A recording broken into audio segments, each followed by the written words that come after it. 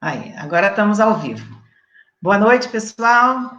Temos aqui mais uma live, hoje com o doutor Rodrigo Holanda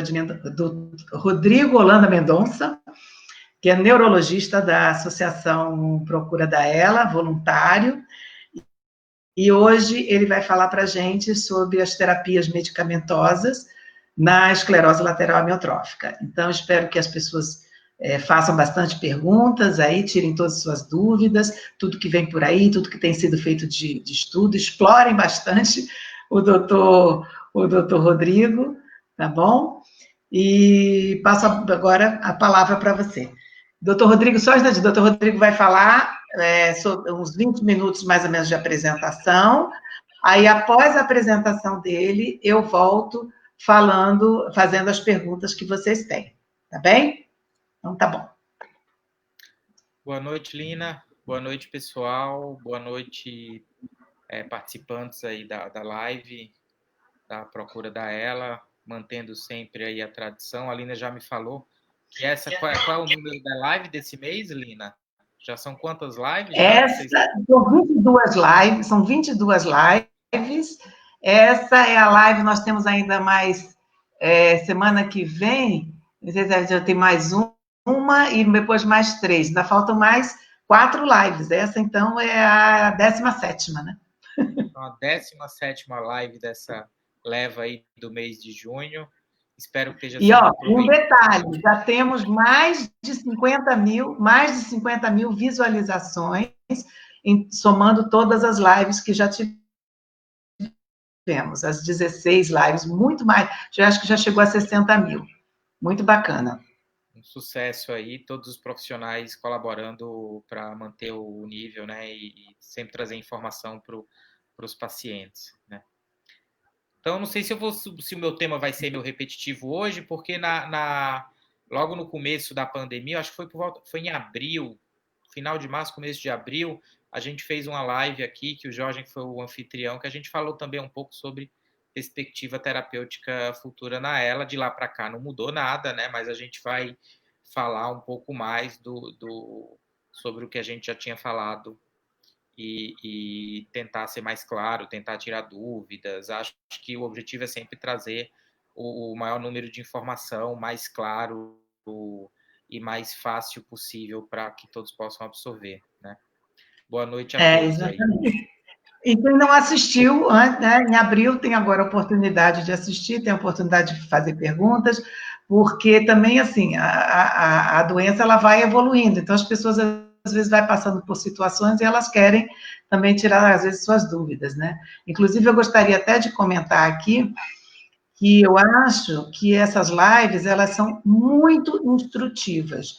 Elas têm sido bastante didáticas, feitas pelos profissionais, dá para entender, entendeu? Dá para a gente, ela é muito importante, principalmente para os familiares que são responsáveis pelo paciente, para que ele possa entender se está fazendo alguma coisa errada, se tem algo mais que ele possa fazer. Então, por isso, é muito importante, porque o que acontece também? Normalmente, nós, seres humanos, nós temos nós só fazemos assim, só buscamos informações ou só nos interessamos por alguma apresentação no momento que nós estamos diante daquele problema. É difícil você se interessar ou querer participar de uma apresentação onde você não está vivendo aquilo ainda, né? Mas, ao contrário, é muito importante, porque muitas vezes você consegue prevenir, né, certos avanços, né, a evolução, retardar a progressão, muitas vezes com conhecimento, através dessas lives. Então, por isso é muito importante que as pessoas assistam, para que elas vejam o que elas podem fazer preventivamente para retardar a progressão da doença. É isso que eu acho muito importante, e eu tenho aprendido muito nisso também. Então, muitas vezes eu saio daqui, no dia seguinte já estou pondo em ação coisas que eu aprendi no dia anterior com a live, né? Às vezes, mecanismo que eu percebia que o meu marido estava fazendo e estava errado, né? Ou então procedimentos que eu mesma estava fazendo errado, principalmente agora que nós estamos numa fase em que nós estamos substituindo os profissionais em casa, né? Então, nós estamos sendo os fisioterapeutas, os fonoaudiólogos, né? E aí, os respiratórios e motores, né? E fonoaudiólogos. Então, assim, é muito importante que a gente aprenda, né? Que a gente melhore os procedimentos, né? Que nós estamos fazendo nos pacientes da gente. Por isso, eu recomendo que, realmente, quem não teve a oportunidade de assistir, assista, tá? É muito importante. Não é à toa que todos os nossos profissionais, como o doutor Rodrigo, como todos os outros que já estiveram e que vão estar, que eles estão dedicando o seu tempo a esclarecer, a colocar informações aqui, a esclarecer dúvidas, para que vocês possam realmente atuar da melhor forma. E cobrar profissionais, e fazer com que seus profissionais cuidadores participem, assistam. Quanto mais gente puder cuidar de um paciente de ela, melhor. Melhor para todo mundo, certo? Então, é isso. Deixa eu ver quantas pessoas já temos aqui. A Silvânia já entrou, a Márcia Potássio, desculpa. Alice Ranoff, tudo boa noite para vocês. Irenice Cândido, Will, Ademar Ranoff, boa noite. Londrina prestigiando, muito bem, Ademar, né? A Márcia Potássio, boa noite. A Cristina Ribeiro, boa noite. Lina e doutor Rodrigo. Vera Lúcia, boa noite. Nica, lá de Londres, né? A Tainara, nossa querida Tainara, representante da associação, né, em Mato Grosso do Sul. O Will falando que o nome está como ainda se fosse de ontem, mas eu alterei. Eu vou dar uma olhada, Will, o que eu fiz de errado. O Jorge nos assistindo, tá? A Tainara falando do tema também, mas eu atualizei, está faltando alguma coisa, então eu vou ver o que é. O Enilton, a doutora Karina, tá vendo, doutor Rodrigo? Doutora Karina assistindo, estávamos falando de você, doutora Karina, que a sua live vai ser no próximo de terça-feira, né? A última live, dia 30. Né? Como é que é o tema mesmo, doutor Rodrigo? Fisiopatologia da ela, o tema da aula dela, né? Da live dela. Vai ser fisiopatologia e manejo da ela. Exatamente, é isso aí. A doutora Karina, o Enilton, o Moacir. A assistir agora a live da Karina. Agora vai ter que assistir. A Janaína, dando boa noite, os queridos amigos de luta, Moacir Ferreira, a Jo, a Mônica Farinelli, a Maria Denise Antonello, boa noite. Cristiana, a Cris Escatolino. Cris, muito obrigada. A Cris, ela trabalha na Rádio Rock e ela conseguiu, na segunda-feira agora, 2 minutos e meio do Zé Luiz com a Rafa, no meio do programa deles, de 10 a meio-dia, conseguiu fazer uma divulgação da doença, que eu comentei com ela, que, assim, quanto mais, né, as pessoas souberem da existência dessa doença, mais forte a gente tem, mais força a gente tem para conseguir as coisas, né? E ela conseguiu isso, 2 minutos e meio, no programa da Rádio 89 FM, a Rádio Rock, e muito bacana. Obrigada, viu, Cris? Agradece, bom, já agradeci muito ao Zé Luiz também por isso. Né? A doutora Karina falando, estaremos juntos. O Jorge está dizendo que já corrigiu. Obrigada, Jorge, o tema da live lá, que ainda estava antigo. Disse que hoje, a Mônica falando que o Marcelo hoje está assistindo com ele, né? A Cris está falando, um beijo ao meu, a Cris Abdala, um beijo ao meu querido doutor Rodrigo e a você, Lina. Obrigada. O Zé Carlos falando que já está de camarote assistindo. E a Claudineia também falando boa noite, sejam bem-vindos, né? Então é isso. O Jorge falando que bom que a doutora Karina está aqui nos prestigiando hoje também. Bom, então eu passo a palavra, já temos mais de umas 35 pessoas assistindo, eu acho que já dá para o doutor Rodrigo começar a fazer a apresentação dele.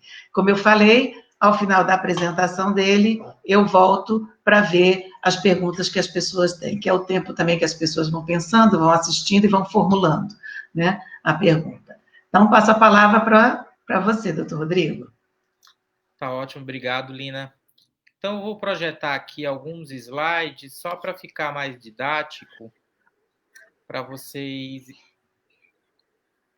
organizarem na cabeça aí um pouco do que é que a gente tem de terapia atual na ELA, né?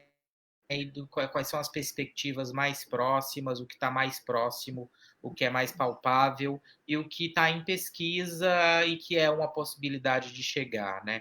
Atualmente, a gente tem o que é que a gente tem disponível para tratar ela, né? Para deixar a progressão da doença um pouco mais lenta, né? A gente sabe que cura a gente não tem, mas a gente tem algumas drogas que podem deixar essa progressão talvez um pouco mais lenta. Então, no Brasil, a gente tem um Riluzol, que já é usado desde 95, aí, foi aprovado pelo FDA desde 95, e no Brasil é a única droga aprovada para tratamento da ELA, pela Anvisa, né?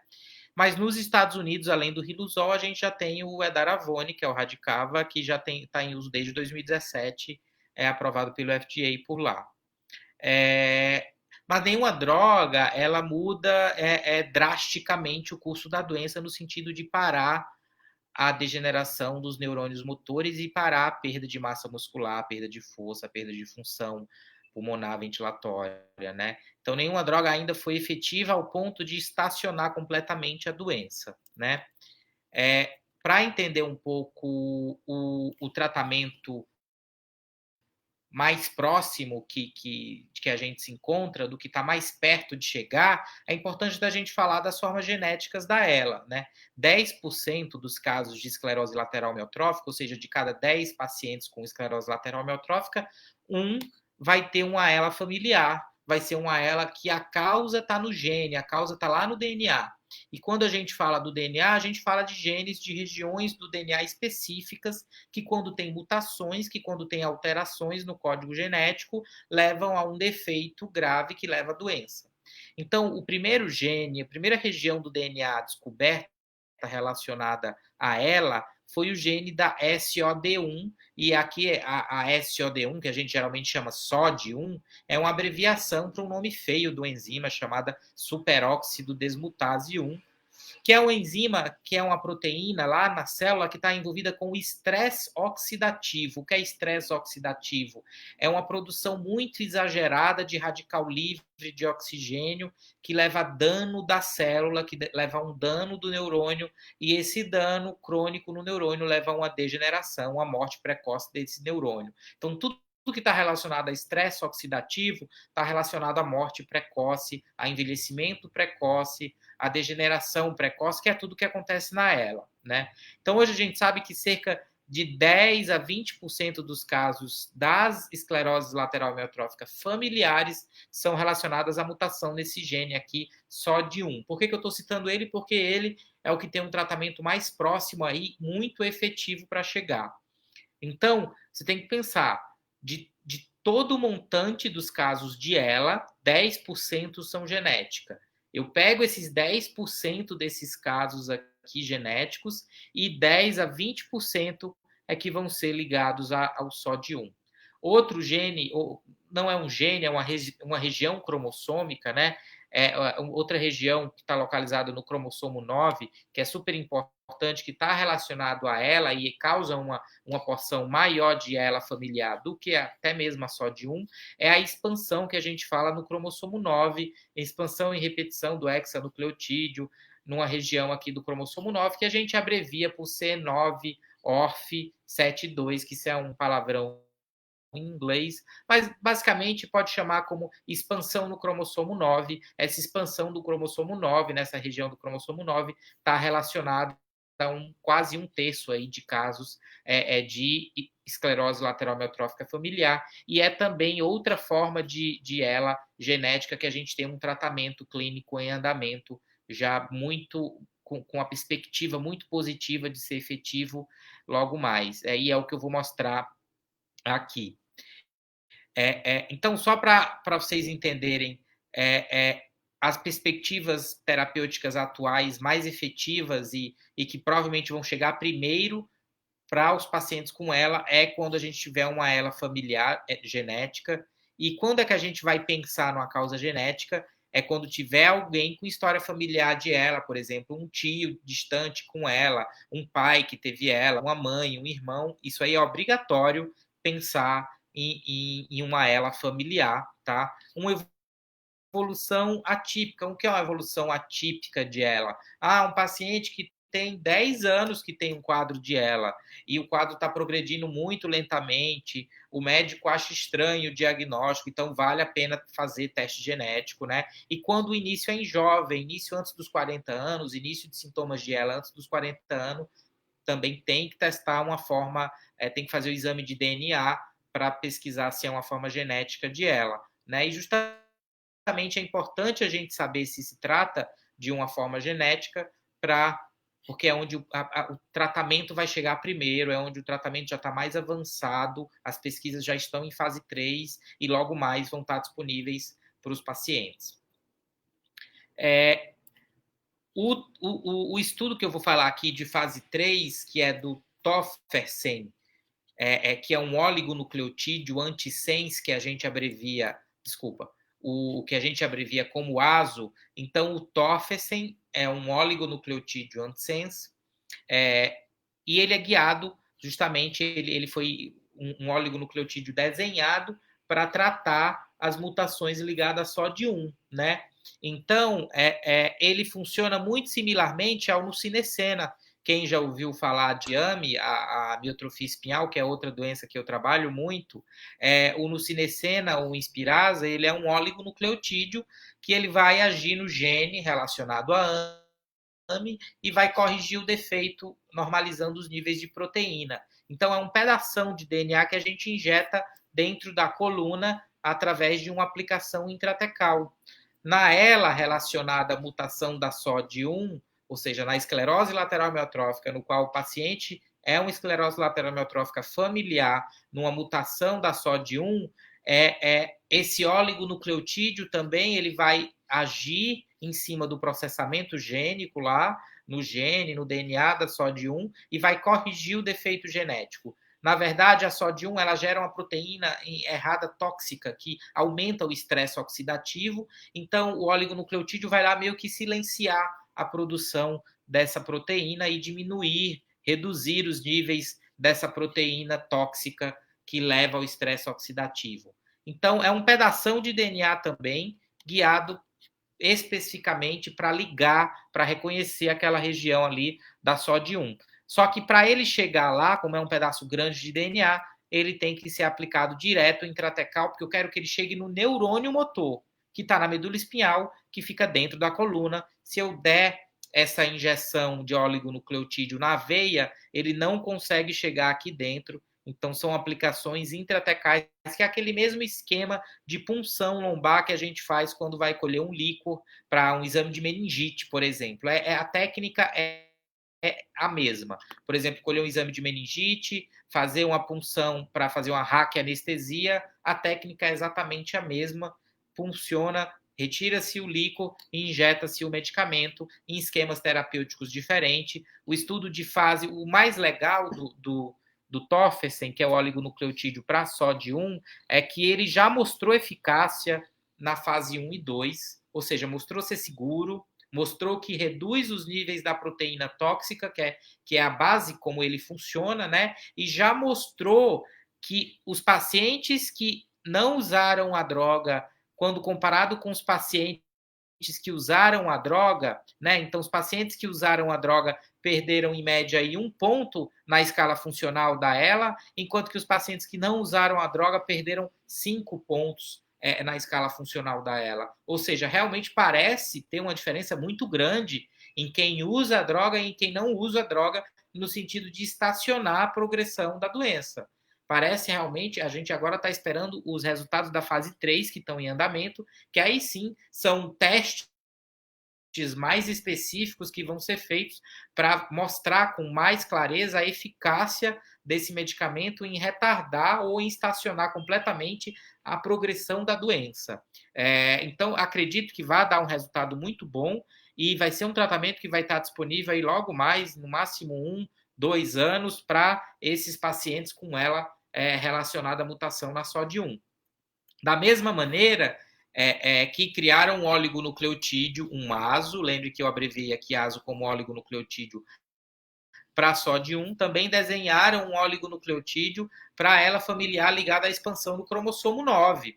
E esse estudo agora ainda está na fase 1 e 2, pelo qual o Toffersen já passou. Então, esse estudo agora vai avaliar a eficácia, a segurança, a posologia da droga, qual dose é melhor, estão testando doses diferentes, né? Também esse ASO vai ser administrado por via intratecal, igual ao Toffersen, e vai bloquear, neutralizar a produção das proteínas tóxicas produzidas pelo C9orf, pela expansão do cromossomo 9. Né? Então, é um estudo que está um pouco atrás, em questão cronológica do estudo do Toffersen, que já está na fase 3, esse estudo ainda está na fase 1 e 2, mas como o ASO, os oligonucleotídeos, eles têm funcionado bem para todas as doenças que eles têm testado, por exemplo, a polineuropatia amiloidótica familiar, que é uma neuropatia muito grave, que leva à mortalidade também, que paralisa os pacientes. Ela tem um oligonucleotídeo que já funciona muito bem, que já é aprovado até no Brasil para uso. A amilotrofia espinhal foi outro exemplo que eu citei. Então, tudo indica que os oligonucleotídeos, eles são drogas seguras e eficazes quando são bem desenhadas para aquele gene e funcionam. Então, aqui é outra perspectiva que eu acredito que vai funcionar e vai chegar logo mais. Então, uma coisa são os oligonucleotídeos, que para ela, independente do gene que eles vão agir, eles sempre vão ter que ser aplicados a princípio via intratecal. É uma posologia um pouco incômoda, o paciente sempre vai ter que ir no hospital fazer essas aplicações. É uma aplicação que realmente tem não é indolor, tem dor, né? Quem já fez punção lombar pode deixar o depoimento aí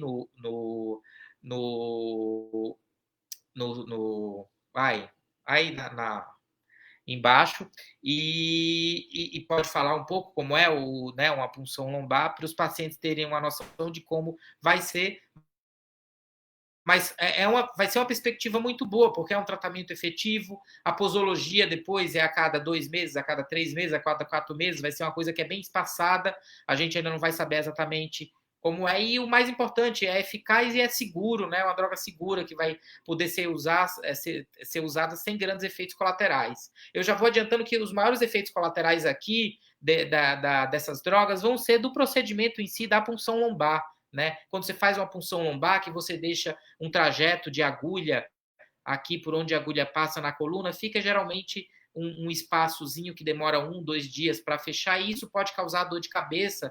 Então, sempre que o paciente faz punção lombar, é de extrema importância fazer um repouso adequado para que não desenvolva essa dor de cabeça, a cefaleia pós-punção, cefaleia pós-RAC, né, que é muito comum, mas é uma dor de cabeça que, se fizer o repouso, é totalmente evitável e tolerável. Então, os 2 oligonucleotídeos que estão para sair é o Toffersen e o oligonucleotídeo para a expansão do cromossomo 9, que tem ainda essas letras aqui, ainda não tem um nome para a gente chamar, mas em breve vai ter, que ele vai ser eficaz. E outra perspectiva terapêutica aí é a terapia gênica, né? É você corrigir o defeito da SOD1 injetando um gene novo. E como é que você injeta um gene novo, um new gene? Através de um vírus. Você faz um vírus no laboratório, tá? Não é o coronavírus, pessoal. E esse vírus vai entrar na célula e vai se integrar lá, vai ficar, o DNA vai ficar dentro da célula e vai corrigir o defeito genético.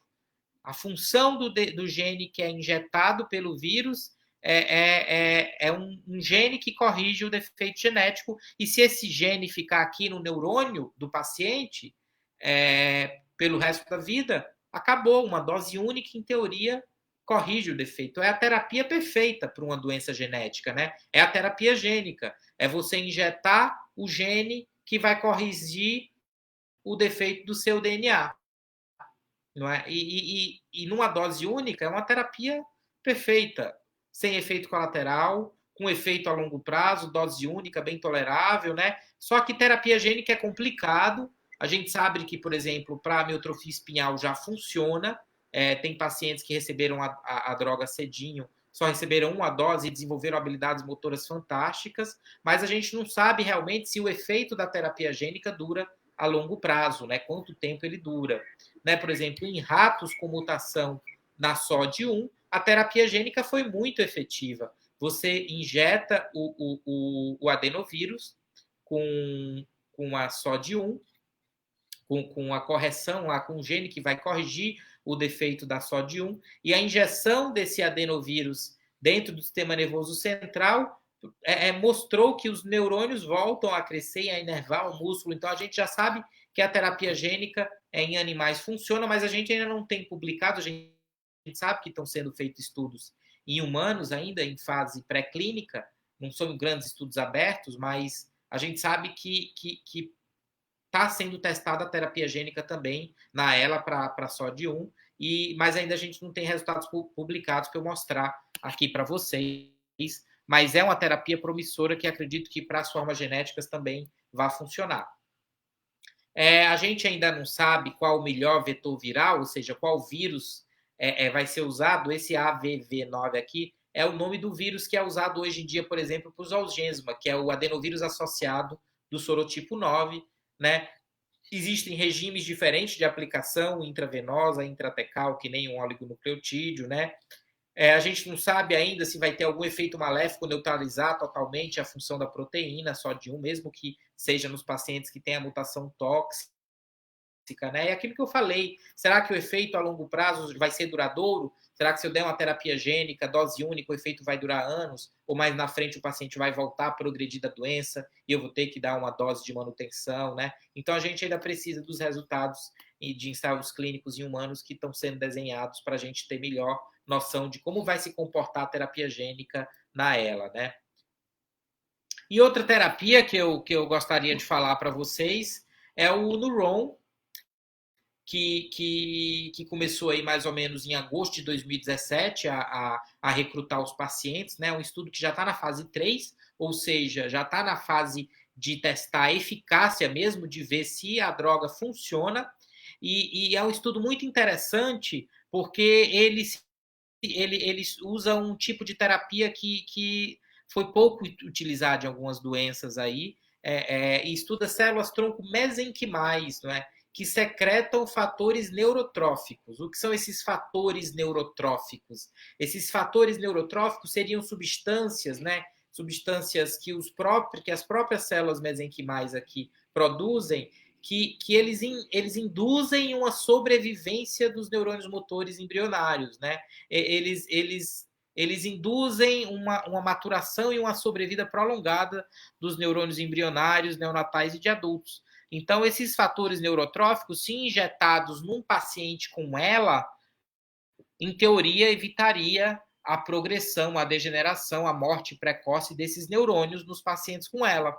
Mas melhor do que eu injetar esses fatores neurotróficos seria se eu injetasse células-tronco que grudassem naquele tecido, no caso no sistema nervoso central, e passasse a produzir, né, esses fatores neurotróficos. Então, o que o Nuron nada mais é do que, uma solução que carrega essas células-tronco mesenquimais e a gente injeta elas diretamente no sistema nervoso central, né, com transplantes intratecais, aí, com intervalos de 2 meses, 3 transplantes intratecais com intervalo de 2 meses, e essas células tronco mesenquimais, quando injetadas lá dentro do sistema nervoso central, elas vão passar a produzir os fatores neurotróficos, e aí sim a gente vai ver se essas células injetadas dentro do sistema nervoso central vão ser eficazes em evitar a degeneração dos neurônios na ELA, né? Vai ser muito interessante, a gente está aguardando esses resultados, a gente ainda não sabe. Não é célula-tronco, estudo de célula-tronco como se fala lato sensu, né? Os outros estudos de célula-tronco que a gente já viu na ELA, a gente sabe que vários estudos de célula-tronco falharam, mas aqui esse Nuron tem o diferencial de ter a produção dos fatores neurotróficos, né? Bem, é um estudo que ainda está na fase 3, a gente não tem nenhum resultado preliminar no sentido de eficácia, então realmente eu não tenho como falar em eficácia para vocês. Então, o que é que a gente sabe sobre terapia futuras na ELA, né? A gente sabe que nenhuma terapia ainda é uma cura, né? Vocês viram que eu falei aqui de terapias que mesmo que elas sejam eficazes, como por exemplo o Tofersen, ele vai ter que ser dado numa dose de manutenção aos pacientes, né? E o paciente vai parar a progressão da doença, mas ele ainda pode ser que ele apresente algum sintoma que vai ter que ser tratado, né? Então a gente ainda não tem, a gente não vislumbra ainda próximo uma cura definitiva, uma pílula que o paciente vai tomar e vai dizer estou curado, a doença foi embora, né? O que mais importante na ela é estacionar a doença. Isso sim já parece ser um grande benefício. E a gente vai ver que quanto mais precoce a gente iniciar um tratamento, quando a gente tiver um tratamento efetivo, quanto mais precoce a gente começar ele, com certeza melhor para o paciente vai ser, porque a gente vê isso nos pacientes com amiotrofia espinhal, a gente vê isso nos pacientes com polineuropatia amiloidótica familiar. Então, quanto menos neurônio motor for embora, melhor vai ser para o paciente se recuperar. Né? Então, a gente precisa desenvolver outras coisas, necessita desenvolver biomarcadores, ou seja, exames, seja exames de imagem, seja exames de sangue, seja exames de proteína no líquido, seja um exame específico de eletroneuromiografia, que a gente fala estudos eletrofisiológicos, exames mais específicos, ou seja, biomarcadores que nos permitam dar um diagnóstico mais precoce para que os pacientes com esclerose lateral amiotrófica não fiquem tanto tempo passando de um médico para o outro para chegar a um diagnóstico, né? A partir do momento que a gente tiver um tratamento disponível para as formas genéticas, uma coisa que a gente vai passar a tornar obrigatória na nossa prática clínica é obrigatoriamente fazer o teste molecular para todo paciente com ela, mesmo que não tenha um diagnóstico molecular, né? Mesmo que o paciente não tenha uma história familiar, mesmo que o paciente não tenha nada que sugira uma ela familiar, a partir do momento que eu tiver um tratamento na prática disponível, eu vou ter que eticamente, né, explanar para o meu paciente, dizer que tem esse tratamento para quando é uma forma genética e oferecer esse exame para o paciente, né? Mesmo que não seja um exame que não tenha no SUS, a gente vai ter que ver aí uma maneira de disponibilizar para os pacientes esse exame, né? Para com certeza descartar ou ofertar um tratamento disponível para uma forma genética.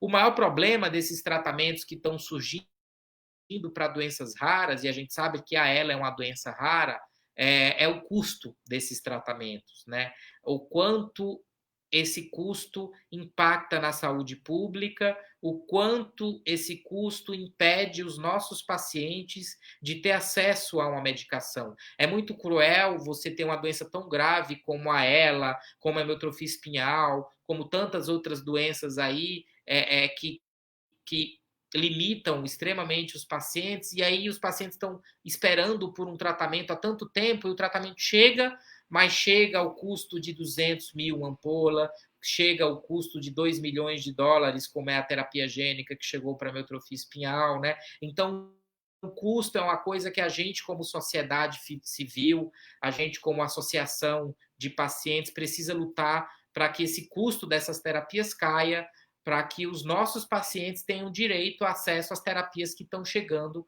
aí, certo? Era isso que eu tinha para falar, Lina.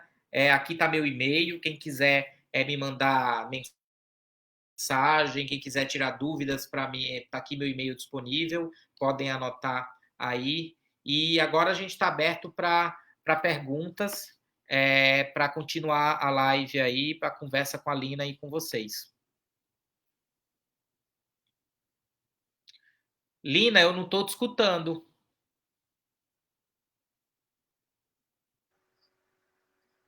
Pronto, eu esqueço que eu coloco mudo. Então, muito obrigada, a explanação acho que foi muito interessante, eu fui anotando aqui também algumas coisas, e vamos ver se as pessoas têm perguntas. Antes de começar as perguntas, eu acabei esquecendo, na apresentação sua, de falar, né, que você já faz parte, né, do grupo de estudos, do grupo de doenças, na verdade, do grupo de doenças neuromuscular do Hospital das Clínicas, aqui de São Paulo, né, e que você já trabalha há mais de 4 anos nessa linha de pesquisa das doenças do neurônio motor, né, que seria a ELA, que seria a atrofia da muscular espinhal, né, é a sua experiência mesma nisso, né. Então, realmente foi bastante Interessante isso, eu espero, né? Quer dizer, temos visto, pelo que você colocou, nós estamos vendo aí algumas pesquisas em evolução, indo até a fase 3. Eu não sei se até hoje, quantas pesquisas, né, chegaram até essa fase 3. Né? Então, eu acho que muita coisa está sendo evoluída, né? E acho assim, uma vez dando certo para um determinado gene, eu acredito, não sei, isso é meu pensamento aqui de leiga, né? Que você extrapolar isso para outros tipos de genes, né? Uma coisa talvez mais fácil, né? Porque você já tem uma linha para seguir, né? Digamos Só assim, uma uma coisa, direção.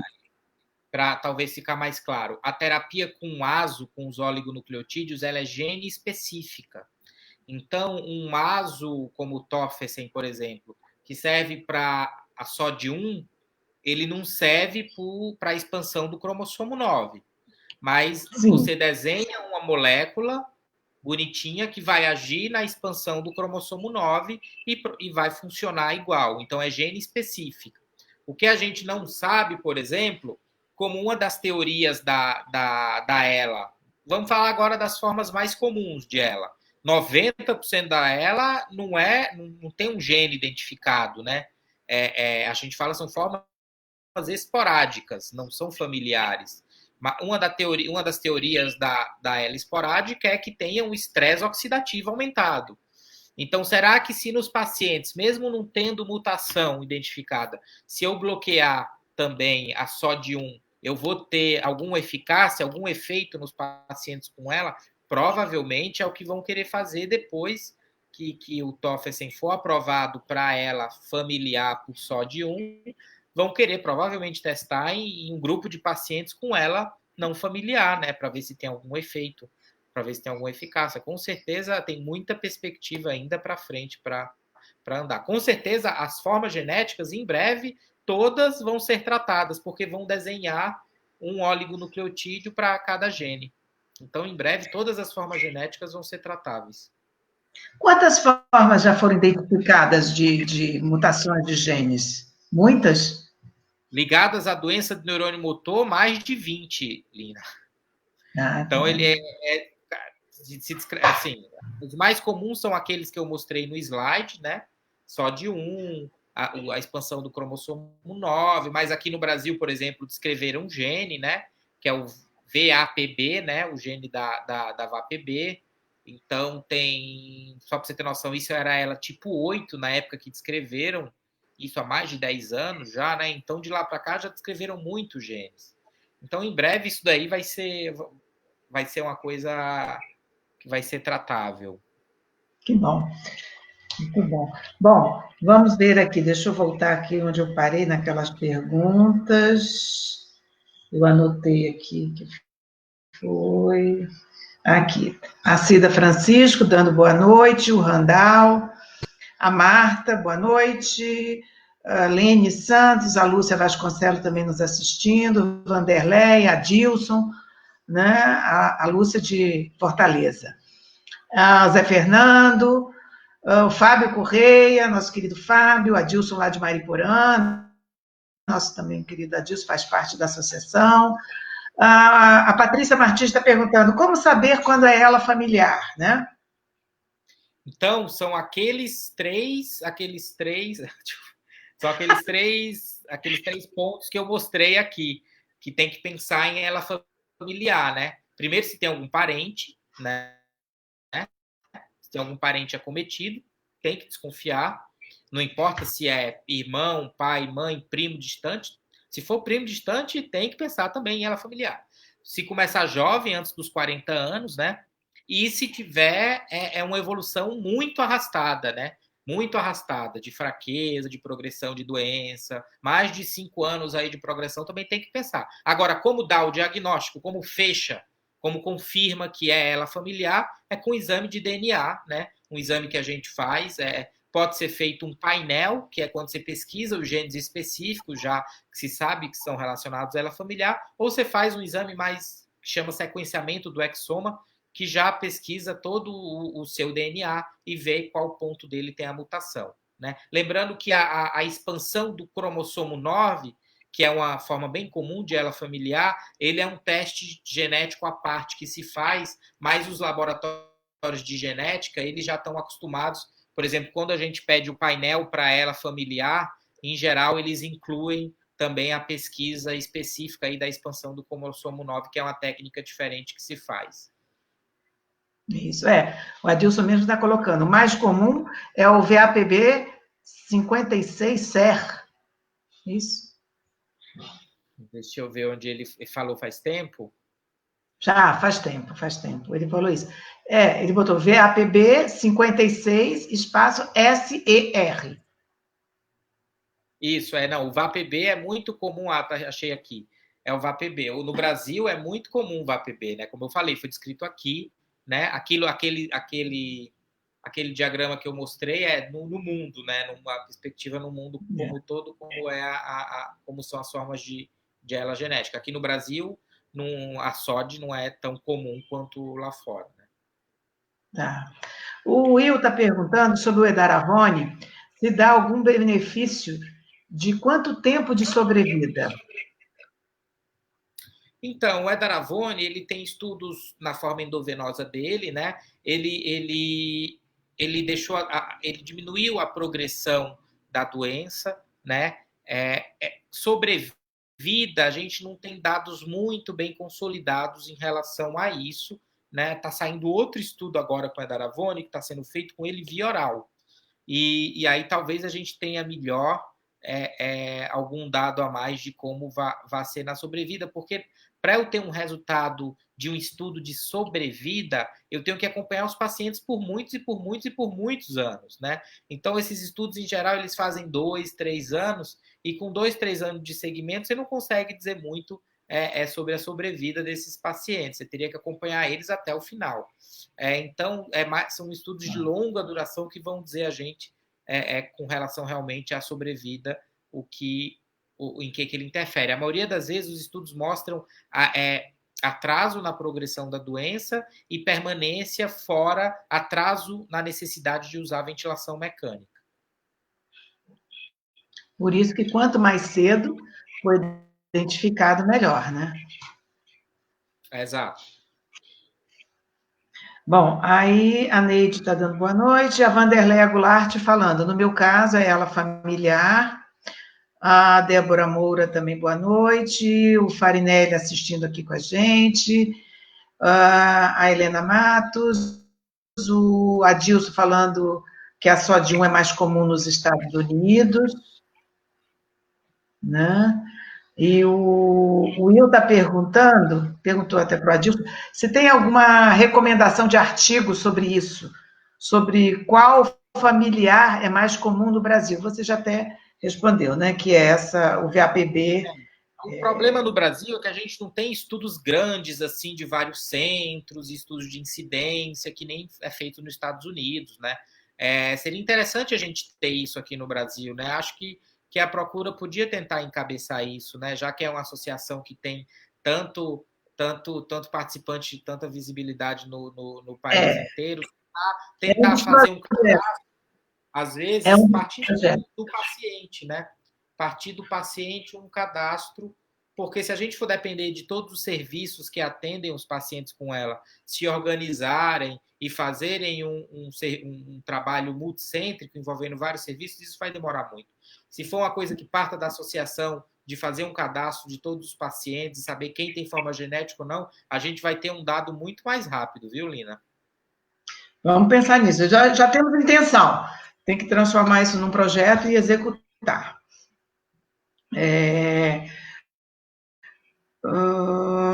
O Adilson falando, para nós pacientes, um mês são 10 anos, né? É 10 anos. Um mês é 10 anos, é verdade. Tudo que puder adiar e retardar é bom. Né? A Carla Freitas nos dando boa noite, a Raíssa boa noite, o Luiz Cláudio falando que ele tem ela clássica acredito que seja esporádica, né? O Will perguntando se o estudo do Neuron é dos Estados Unidos. Sim, é nos Estados Unidos. A maioria desses ensaios clínicos, né? Se vocês colocarem no clinicaltrials.gov, vai estar registrado lá. O site está todo em inglês, né? Mas quem tiver facilidade ou familiar que possa puxar, lá tem uma lista de ensaios clínicos, inclusive alguns que já foram finalizados, tem os resultados disponíveis lá.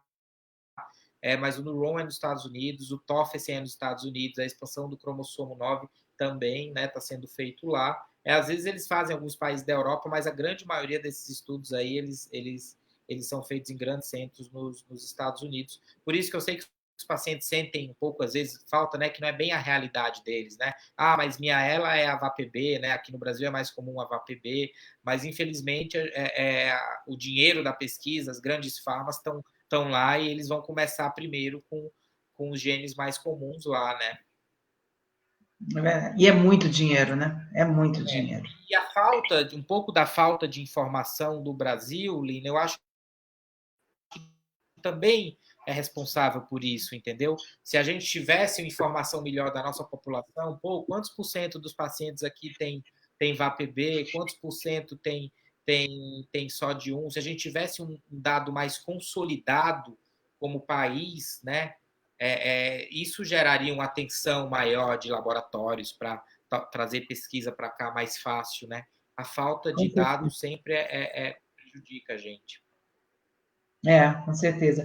Isso é muito importante, né? E para termos mais força, quanto mais números você tem, dados você tem, mais argumentos você tem, né? E mais você consegue aparecer, né? Com mais força. Vamos verificar, vamos por aí. Precisamos de ajuda também nisso. A Viviane, não. A Andréa, Roberto Silva, boa noite. O Will falando, nossa, como um remédio pode custar mais de 2 milhões, né? Aqui né? Esse é outro absurdo, né? Todo mundo esperando por um tratamento e vai chegar um tratamento efetivo para ela, como já chegou para tantas outras doenças que não tinham tratamento nenhum. E quando chega o tratamento, é um tratamento no preço que o paciente não pode pagar, né? Aí tem que entrar na justiça, tem que pagar um advogado, tem que... É um preço que é impagável, assim, ou obriga o Estado a pagar, ou obriga o convênio a pagar. Só que, assim, se você olhar isso a longo prazo, quem paga é a sociedade, é a gente. Isso é insustentável, né? E essa é outra vertente que a gente também vai ter que começar a formar opinião e lutar para a indústria farmacêutica fazer o preço desses remédios cair, porque, né, quanto custa uma vida, né? Mas precisa colocar um preço tão caro de um remédio mesmo, né? Precisa ter um lucro exorbitante, né, desse nível. Isso do ponto de vista ético, principalmente para a gente que é médico, que quer que o paciente tenha acesso ao medicamento, é muito difícil, né? Eles querem ter o retorno da pesquisa, dos custos das pesquisas imediatamente, em vez de ser uma coisa de longuíssimo prazo, né? Mas, exato. Enfim. A Carla Freitas está falando que realmente é um absurdo esses tratamentos caríssimos. A doutora Karina está elogiando, dizendo que sua aula está excelente. O Will está perguntando se existem testes sendo realizados no Brasil atualmente. Existem várias pesquisas sendo realizadas no Brasil, né? Pesquisas com biomarcadores, na Unicamp, por exemplo, lá no HC, na USP. Atualmente tem a pesquisa com célula-tronco, né, do grupo lá da Ela Brasil, mas a pesquisa ainda com formas genéticas, pesquisa em andamento, a gente ainda não tem. Mas acredito que, por exemplo, se a gente tiver uma visibilidade, né, um registro de pacientes, a gente talvez possa atrair isso, né? Sim, sim. Como foi? Não sei se eu vou falar besteira, mas como foi agora recentemente que nós fizemos uma parceria com o Centro de Pesquisa lá de Oxford para fazer o teste do Covid, né? São Paulo e Rio de Janeiro, 2.000 pessoas, né? Eles se interessaram. Né? Tem que mostrar alguma coisa para eles se interessarem, né? Tem que ter alguma coisa. A Cristina Ribeiro está querendo saber um pouco mais sobre a ELA 8. O que você pode falar um pouco mais?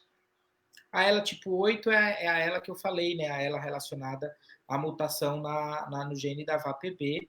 É uma ELA que tem uma progressão muito variável, né? Eu vi pacientes aí com 20 anos de doença, 30 anos de doença, uma progressão bem mais leve, né? É muito comum o sintoma do paciente começar sentindo a fasciculação por anos, às vezes, sem apresentar fraqueza, e só depois desenvolver o sintoma de fraqueza. É uma ELA que a gente fala que é de herança autossômica dominante, ou seja, a herança genética dessa ELA acomete todas as gerações da família. Então, ou o pai ou a mãe teve, ou a avó teve, até naquele ancestral onde surgiu a mutação do gene. Ou seja, é uma ELA que, se eu tiver aquele gene mutado, o meu filho, se eu quiser ter um filho, meu filho vai ter 50% de chances de ter a doença também. Então, é uma ELA que tem que ter um aconselhamento genético muito bem orientado do neurologista, do geneticista, mas tem uma progressão bem mais lenta do que uma ELA esporádica, do que uma ELA clássica. Né? Eu vi pacientes aí... E no caso dessa ELA... Pode falar, Aline.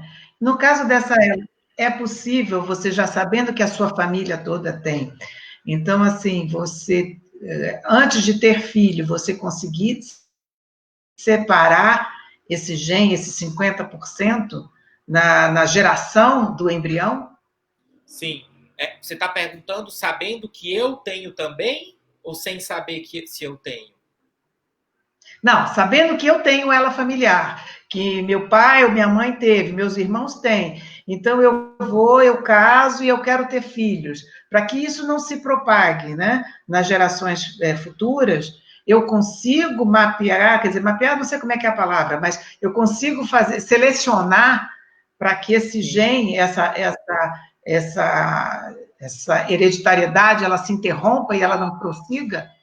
Perfeito, já é possível fazer isso, né? Isso já é feito com várias doenças genéticas. Você faz a inseminação artificial, você, né, cria a fecundação, tem que ser fora, né? Não pode ser uma fecundação natural. Faz a fertilização in vitro e aí você seleciona os óvulos não, no caso os embriões, e você testa todos os embriões. O embrião que não tiver a mutação, você fecunda na mãe. Isso tem várias clínicas, né? Tem clínicas aqui em São Paulo, clínicas em outros lugares do Brasil, que já fazem esse serviço de excelência.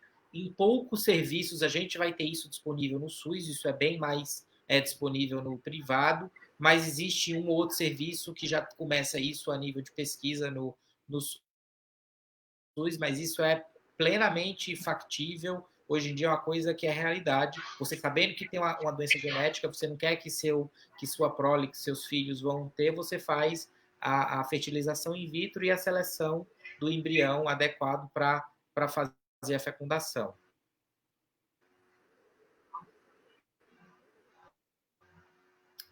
E a Lina travou.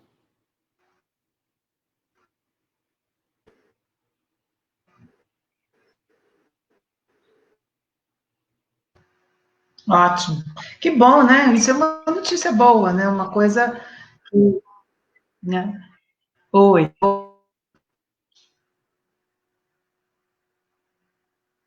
Voltou, né? De vez em quando acontece. A internet atualmente está bem problemática. Agora sim. Voltou? Voltou. Então, isso é muito interessante, porque é uma forma de você conseguir parar a progressão na família, né? É bem bacana isso. Então, a Cristiane Bacarati também está assistindo. A Janaína está perguntando, doutor Rodrigo, o primeiro médico que me avaliou já desconfiava de ela. Depois do diagnóstico, ele me recomendou fazer um tratamento com imunoglobulina. Como o plano não autorizou, não fiz. Esse tratamento com a imunoglobulina poderia retardar o avanço da doença? Não. Em se tratando de esclerose lateral amiotrófica, a doença que a gente conhece como ELA, tendo todos os critérios definidos para ela, se o diagnóstico estava certo, a imunoglobulina não retarda a progressão de ELA. O que é imunoglobulina? Imunoglobulina é um anticorpo que vai neutralizar a ação de outros anticorpos maléficos no organismo. Por exemplo, a imunoglobulina é muito usada em duas doenças neuromusculares muito conhecidas, na síndrome de Guillain-Barré, que é uma doença que vai paralisando os nervos, né? E o paciente pode ficar completamente paralisado e, inclusive, entrar em insuficiência ventilatória no Guillain-Barré, porque anticorpos, ou seja, a imunidade do organismo ataca os nervos. Então, a imunoglobulina vai lá e neutraliza essa imunidade. Mesma coisa na miastenia gravis. Miastenia gravis é outra doença muito bem conhecida da neuromuscular, que é um distúrbio da junção neuromuscular, da conexão do nervo com o músculo, porque tem anticorpos ali do corpo atacando essa junção neuromuscular e o paciente começa a ter fraqueza. Então, você dá a imunoglobulina e você limpa a imunoglobulina, limpa esses anticorpos. Então, a imunoglobulina ela é muito bem indicada em doenças que têm essa causa, esse fundo autoimune, né? Esse fundo imunológico. Numa doença como a esclerose lateral amiotrófica, que é degenerativa, que a causa ainda não é muito bem conhecida nas formas esporádicas, a imunoglobulina não retarda a progressão da doença. Tá. A Ana Paula Mendonça está nos perguntando se já existe exame no Brasil que identifique o tipo de ELA, qualquer que seja, com total certeza. Assim, aí a gente entra na área de diagnóstico da ELA, né? Que aí a gente podia falar uma live inteira só sobre isso, porque o diagnóstico da ELA, ainda para alguns neurologistas que não estão muito habituados, é muito complicado, porque é um diagnóstico que depende muito da clínica, depende muito da evolução clínica e do exame clínico, e de alguns exames complementares para descartar outras causas. Então, os exames que se pede na ELA, muitas vezes, ressonância, a eletroneuromiografia, é para descartar outras causas que possam estar levando aquele quadro de fraqueza e de atrofia. Então, não tem um exame que me diga, que nem um exame que me diga com certeza que eu tenho ela, a não ser se for uma forma genética. Em se tratando de uma forma genética, o paciente faz o exame de DNA e o exame vai dizer você tem a mutação do DNA. Quando aparecer os sintomas clínicos, você já tem ela manifestada, né? Então, o único exame que pode dizer com certeza que você tem uma ELA é o exame de DNA relacionado a uma ELA familiar. Se for uma ELA esporádica, a gente ainda não tem um exame com certeza que bate o martelo. Vai depender muito ainda da avaliação, do bom senso do médico que acompanha, do neurologista que avaliou, junto com os outros exames, juntar e montar o diagnóstico, porque o diagnóstico da ELA ainda é um quebra-cabeça que o neurologista vai montando, vai descartando outras causas e termina fechando esse diagnóstico.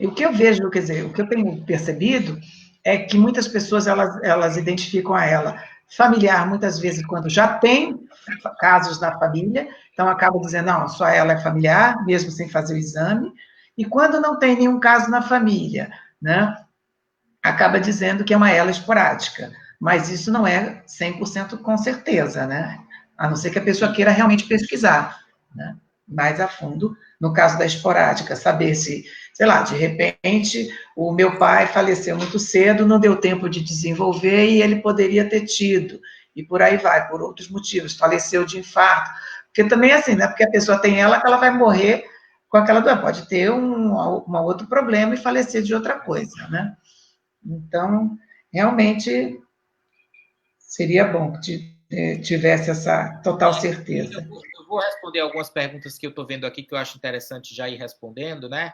Eu não estou vendo quem está fazendo a pergunta.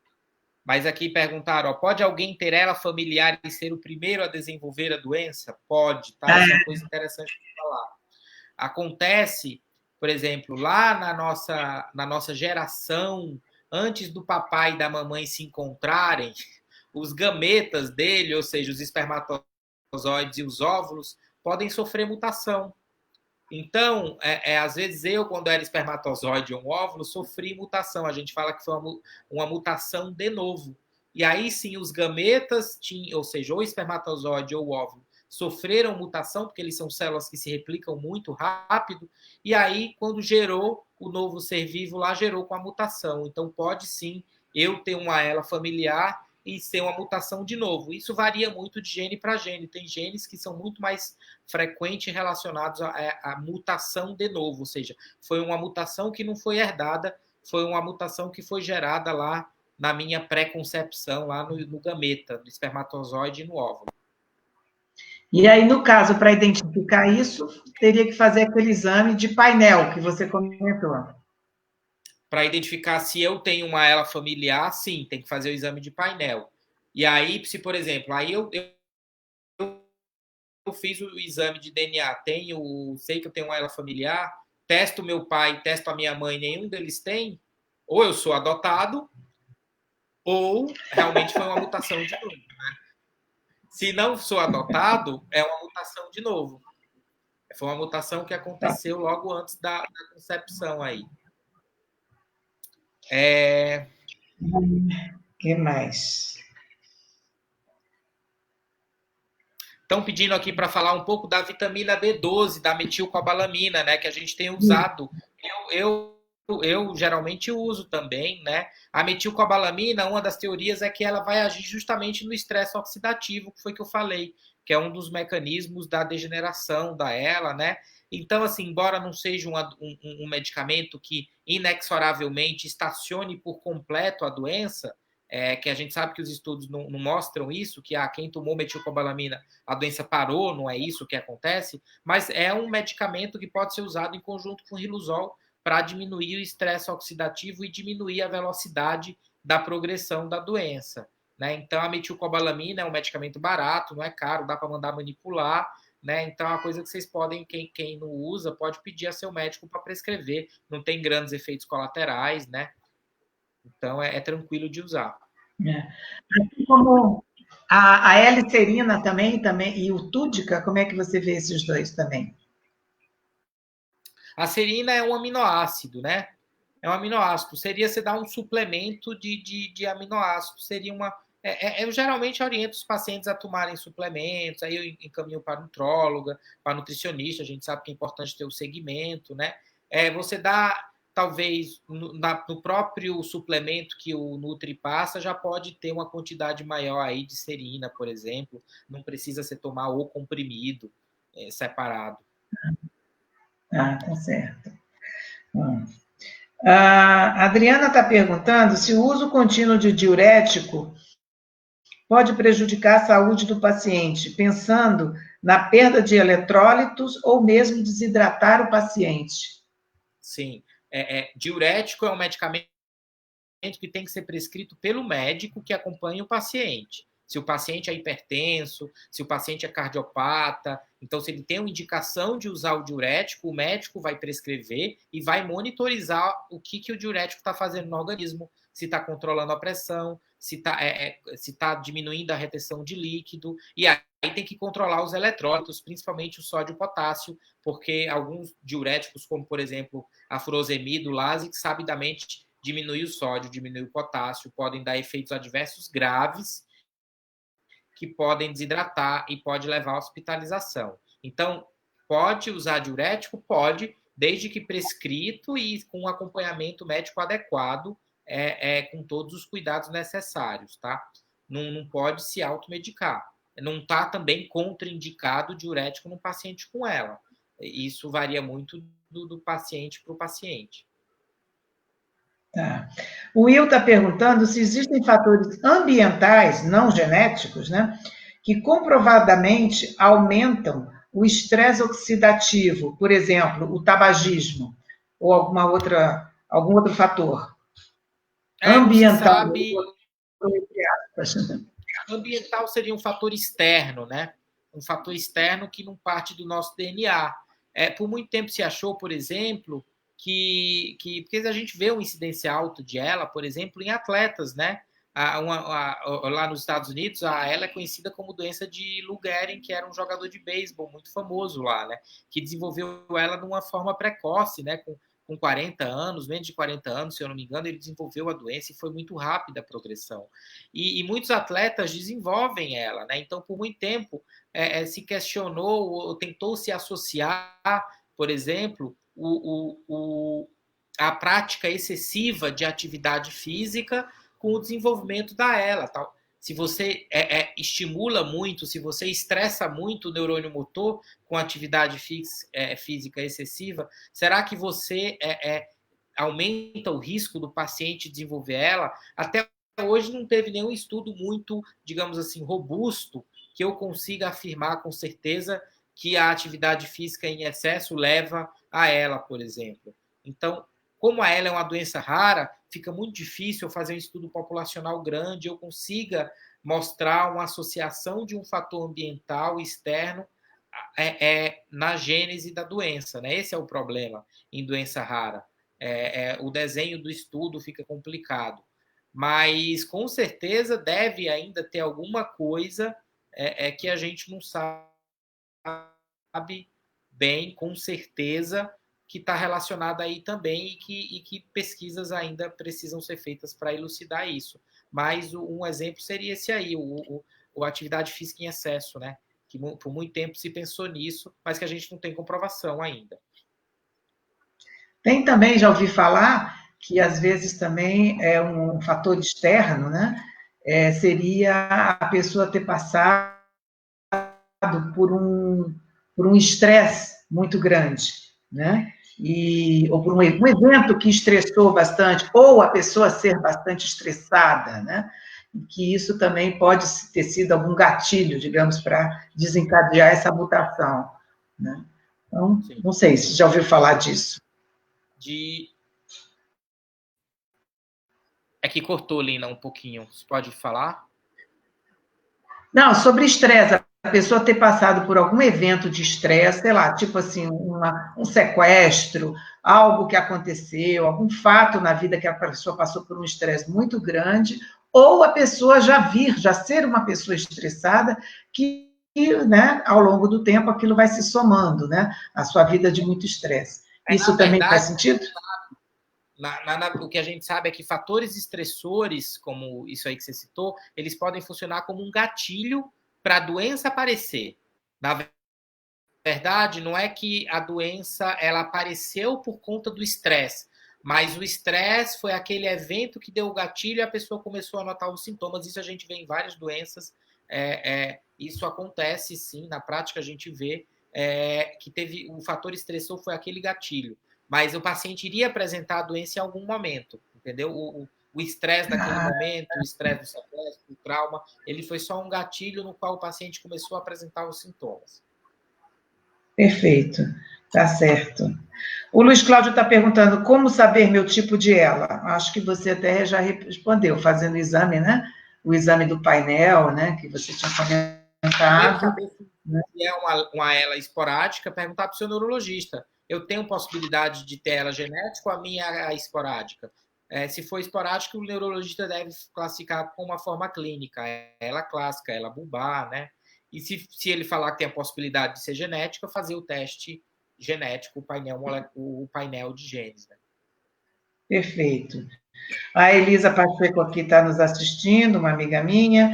A Vanderlei está perguntando, no meu caso, é a ELA tipo 8. Atualmente, na minha família, temos eu e minha irmã com a doença. Herdamos do meu pai, que faleceu com a doença no ano passado. Ah, tá, mas não fez nenhuma pergunta. A Nica está perguntando, e a ELA bulbar, tem esperança? Tem alguma diferença em relação a tudo que você já falou? A ELA bulbar é uma forma de classificar só a ELA, não é uma ELA diferente, assim, do ponto de vista de ser outra doença. É a mesma ELA, só que começou com sintomas bulbares, né? E esses sintomas predominam por muito tempo na progressão da doença. Mesmo sendo uma ELA bulbar, não impede que seja uma ELA familiar, que a causa dessa ELA com sintoma bulbar seja uma causa genética, né? Aí vai depender se tem história familiar, se não tem, de todas aquelas outras coisas, né? Mas a maioria das ELAs de forma bulbar, elas são esporádicas, né? Elas não têm um gene relacionado. Ah, entendi.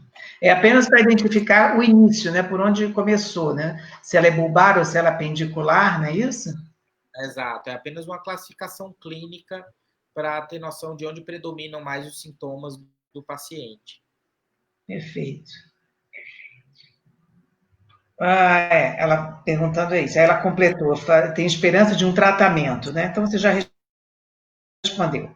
O Paulo Costa, boa noite. O Luiz Cláudio está falando que a minha rápida, em 2 anos ele já tem gastro e tráqueo. Né? O Ronaldo nos assistindo. A Patrícia Martins está perguntando: no exame eletroneuromiografia, dá para saber o tempo que o paciente está com a patologia, ela? E no caso, a ela bulbar é a mais grave?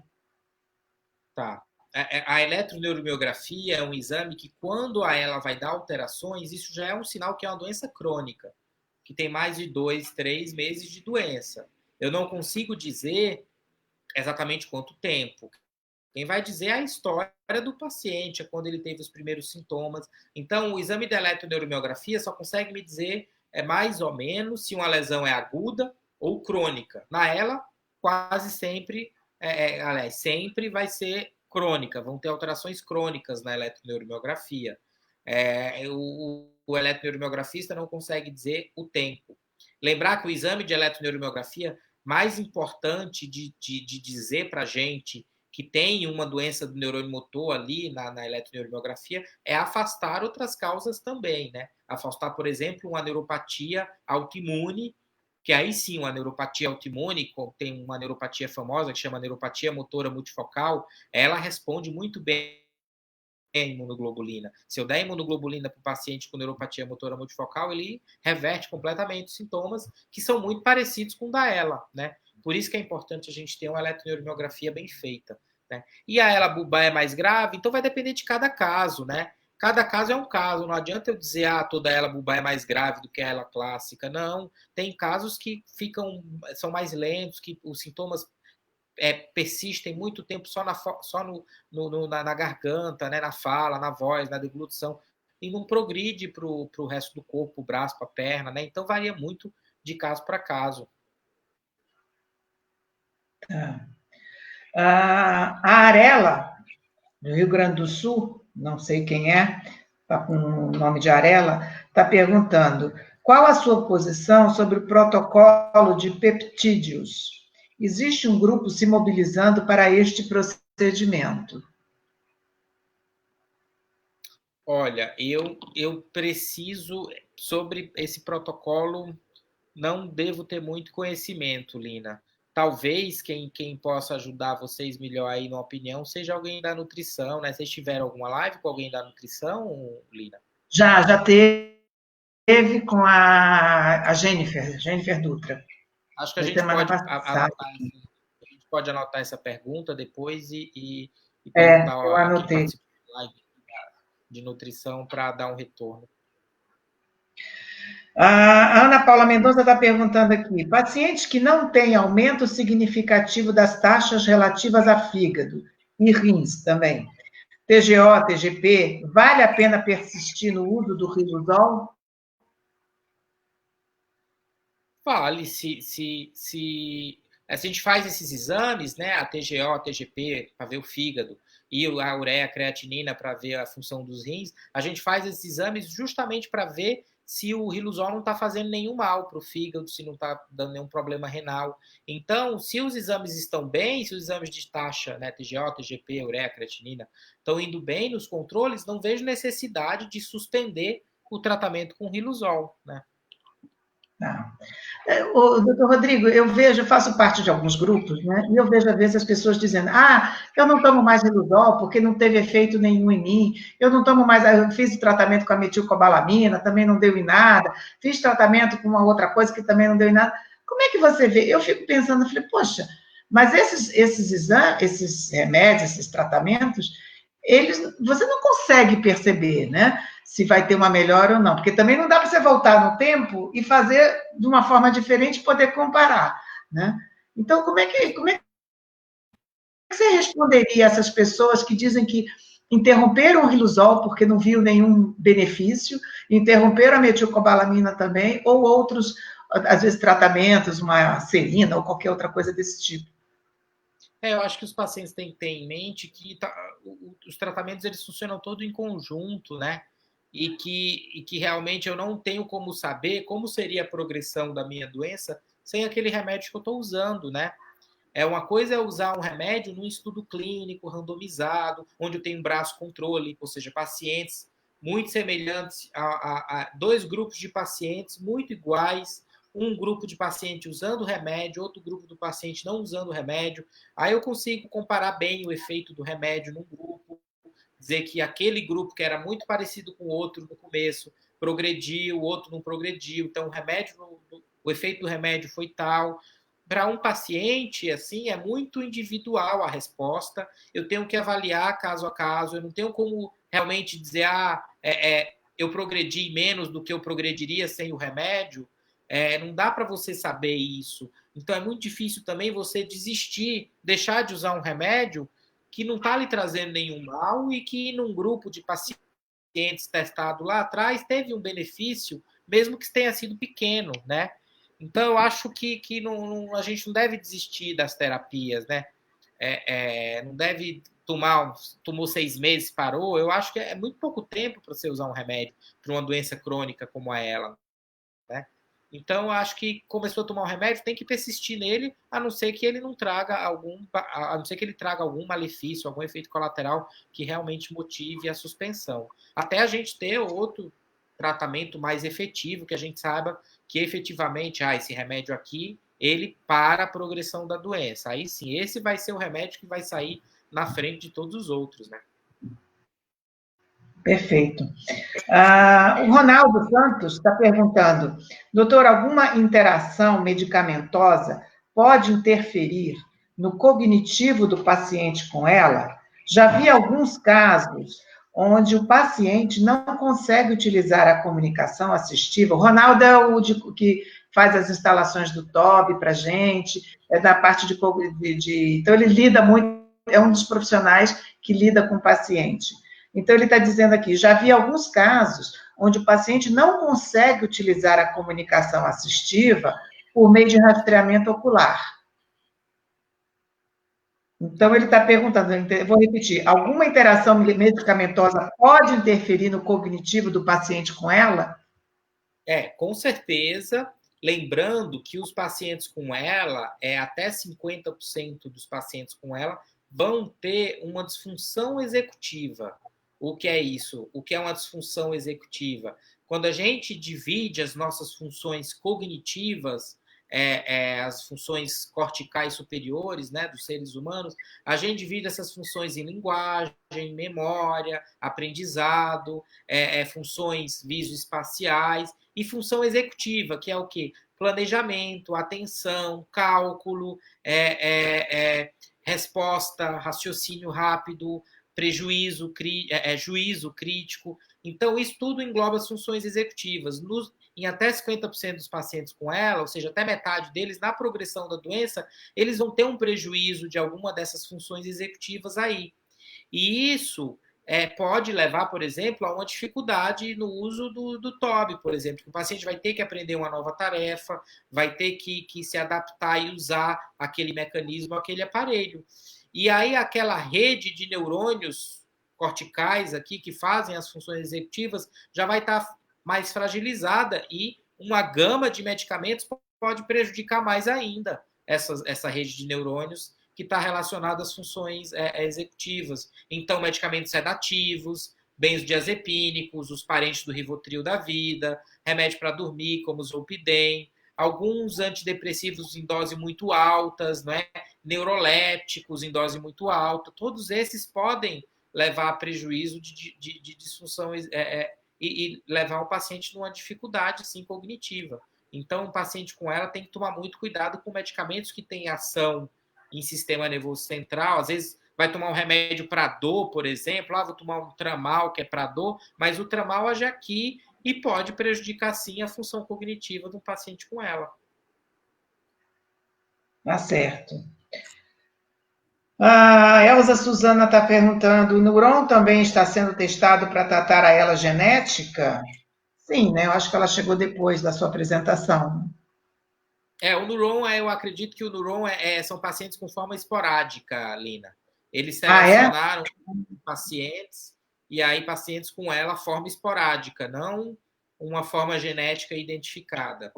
Ah, então eu falei besteira, né? Então a Elza Suzana faz sentido o que ela perguntou, se ele está sendo também testado para tratar ela genética. Então não está. Aqueles pacientes lá selecionados são forma de ela esporádica. Tá, perfeito. A Neide França falou, acho muito bom falar da metilcobalamina, pois muitos ainda não conhecem e não sabem dos seus efeitos. Isso, foi aquilo que eu já falei, né? Da Foi o que você falou, isso. A Aline falando que o Riluzol para ela foi suspenso, pois tive praticamente todos os efeitos colaterais e agora estou sem medicação. Não tem nenhum outro mesmo que possa tomar? Então, é aquilo que eu falei, né? Se o remédio está dando efeito colateral, aí se o médico achar clinicamente que tem indicação de suspender, né? É uma indicação, os efeitos colaterais. O edaravone é uma opção que tem, né? Que pode ser importado aí, agora tem que ver o esquema, porque ele ainda não é aprovado na Anvisa, né? A própria metilcobalamina é um remédio que pode ser usado também, né? Que pode se mandar manipular, então são outras opções que a gente tem disponível para já. Né? Eu estou vendo aqui uma pergunta, Lina, que estão perguntando, é possível DFT, né? O que é DFT? Demência frontotemporal, que é um quadro mais grave, não é só a disfunção executiva, é um quadro mais grave, é uma demência, o paciente tem alteração de comportamento, tem prejuízo grave social. Então, estão perguntando, é possível a DFT, a demência frontotemporal, depois de alguns anos de ela, ou ela sempre vem junto? Tem casos de DFT vir primeiro e depois vem a ela? Exatamente, pode vir em qualquer ordem, né? Pode vir antes a DFT e depois aparecer sintomas de ela, ou pode vir ela e depois, na progressão, aparecer a DFT. Geralmente, quando vem ela e DFT juntos, vem ela e demência frontotemporal junto, é outro sinal, é outro alerta que a gente tem que ficar para pesquisar mutações, né? Mutações, e aí mutações, ou seja, uma causa familiar de ela, e aí relacionada a mutações num gene que está relacionada à proteína TDP43, que é uma proteína que se acumula tóxica tanto na DFT quanto na ELA. Então, pode vir antes, pode vir depois, não obrigatoriamente precisa aparecer junto os sintomas de ELA e de DFT. Perfeito. A Marisa Souza Ramos Silva está perguntando, meu marido tem o diagnóstico já há 5 anos, eu gostaria de saber qual ela que ele tem, qual exame que faz, por favor. Ele se chama Djalma. Então, o Djalma tem há 5 anos e ela quer saber qual a ela que ele tem e que exame ele poderia fazer. Então, aí, né, vai ter que ver com o neurologista que acompanha ele, né, para saber exatamente a ela, qual é a forma clínica da ela, né, se tem alguma coisa que sugira uma forma familiar, que precise fazer um teste genético, tudo vai depender muito da avaliação do neurologista que está vendo o paciente, né. Então, não é uma pergunta fácil essa, né. Tem que ter um exame muito bem feito, uma história clínica muito bem tirada. Isso é uma consulta que leva no mínimo 1h30 para se fazer, para a gente poder chegar à conclusão da forma clínica da ela, descartar realmente que tem alguma outra causa que se trata realmente de uma esclerose lateral amiotrófica e ver se tem alguma coisa que sugira uma forma genética, né? Então a melhor coisa é procurar um neurologista de confiança aí na sua região, alguém que você saiba que tem experiência em ela, ou um serviço de referência. Eles são de onde, Lina? Dá para saber? Ela não colocou, só falou isso. Eu não conheço, a Marisa não estou identificando de onde que ela é. Mas depois ela pode escrever e aí falar. E no nosso site, no site da associação, nós temos lá um item que você coloca conteúdo, né? Clique em conteúdo e o último item é profissionais. Então, nós temos todos os profissionais que nós indicamos de várias regiões do Brasil, caso ela não tenha um médico neurologista na região dela. Se for aqui de São Paulo, é mais fácil, tem o doutor Rodrigo. Bom, o Adilson está perguntando se você conhece algum estudo de Israel que seja promissor. Especificamente de Israel, não. Desculpe aí, Adilson, mas eu vou ficar devendo essa. Depois eu posso dar uma pesquisada no Clinical Trials e ver se tem algum estudo específico aí sendo feito em Israel. Tá, eu estou até anotando aqui com a Adilson. Tá aqui, ó. O Ronaldo está falando que a Marisa é de Carapicuíba. Então, aqui perto. O Ronaldo conhece ela. Perto, né? Então, Marisa. Então, Carapicuíba tá aqui perto de São Paulo, né? Tem vários profissionais aqui em São Paulo, né? E eu acho que tem que procurar alguém de confiança, ou um serviço de referência, tipo a Escola Paulista de Medicina, o HC, né? Se tiver dificuldade, um serviço do SUS, né? Certo. A Lene está perguntando que o marido dela tem ela esporádica clássica e é o único caso na família. Os dele pode ter ela com o passar. Peraí.